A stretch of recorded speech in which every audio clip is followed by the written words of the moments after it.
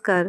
तुमच्या कमेंटप्रमाणे मी सांबार मसाल्याची रेसिपी घेऊन आली आहे आणि इतकी सुंदर छान अशी रेसिपी आहे आणि ही माझ्या सासूची रेसिपी आहे. तर इथे मी 4 प्रकारच्या डाळी घेतल्यात. तूर डाळ, चणा डाळ, मसूर डाळ आणि उडदाची डाळ. इथे 1 वाटीचं प्रमाण घेतलं आहे आणि इथे अर्धा वाटी मी धणे घेतलेत अख्खे असे आणि त्यामध्ये 1 चमचा इतकी काळी मिरी, 1 चमचा जिरा घेतला आहे आणि याच्यामध्ये पाव चमचा इतके मी मेथी दाणे घेतलेत आणि याच्यामध्ये 10 ते 12 मी सुकी मिरची घेतलेत एकदम तिखटवाली.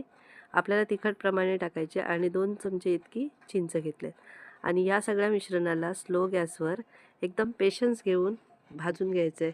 असं का मी बोलली, कारण की या डाळींना एकदम सुंदर अशी भाजून घ्यायचे स्लो गॅसवर. अजिबात फास्ट गॅसवर भाजायचे नाही. कालपट वगैरे काही झालं नाही पाहिजे, कारण की कलर याच्यावरच अवलंबून आहे की आपल्या भाजणीवर.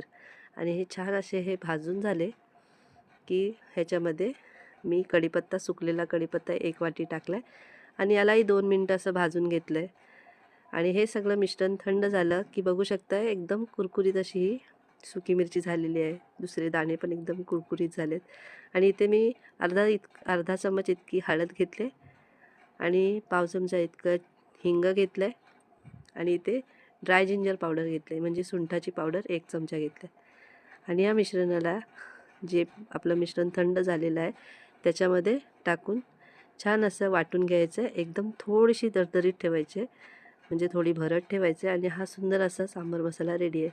करून पहा आणि मला कमेंट करा. माझ्या यूट्यूब चॅनलला सबस्क्राईब करा आणि माझ्या आय डीला फॉलो करा. भेटूया नवीन व्हिडिओमध्ये. बाय.